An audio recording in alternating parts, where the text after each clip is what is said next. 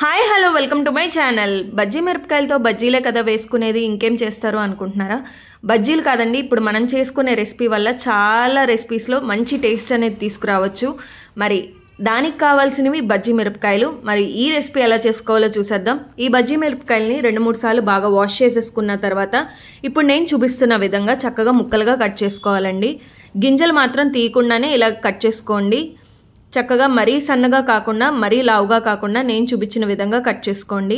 ఇవన్నీ కూడా ముక్కలుగా కట్ చేసేసుకోండి. నేనైతే ఇక్కడ 2 మిరపకాయలు కట్ చేసి చూపిస్తున్నాను. ఇలా స్లైసెస్ లాగా చేసుకోవాలి మనం.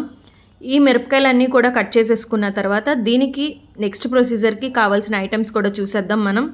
దీనికి మనం ముఖ్యంగా వాడేది నిమ్మకాయలు. నిమ్మకాయ మీ పులుపుని తగినట్టుగా మీరు వాడుకోవచ్చు. మిర్చి కారం ఉంటుంది కాబట్టి నేను ఇక్కడ 3 నిమ్మకాయలు అయితే తీసుకుంటున్నాను.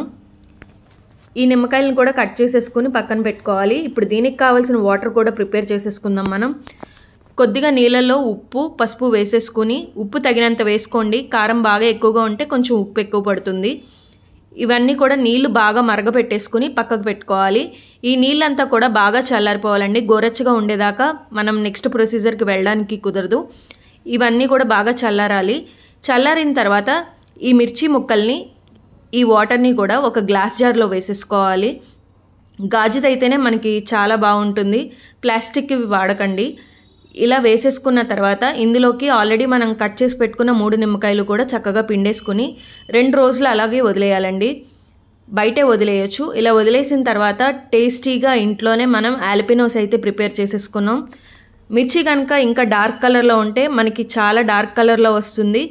మనకి టేస్టీగా ఆల్పినోస్ ఇంట్లోనే రెడీ అయిపోయినాయి. ఈ ఆల్పినోస్ని మనం శాండ్విచెస్లోకి, పిజ్జాస్లోకి, అలాగే మనం మైనీస్ ప్రిపరేషన్లో కూడా ఈ ఆల్పినోస్ యూస్ చేసుకుని ప్రిపేర్ చేసుకోవచ్చు. చాలా టేస్టీగా ఎమ్మీగా ఉంటాయి.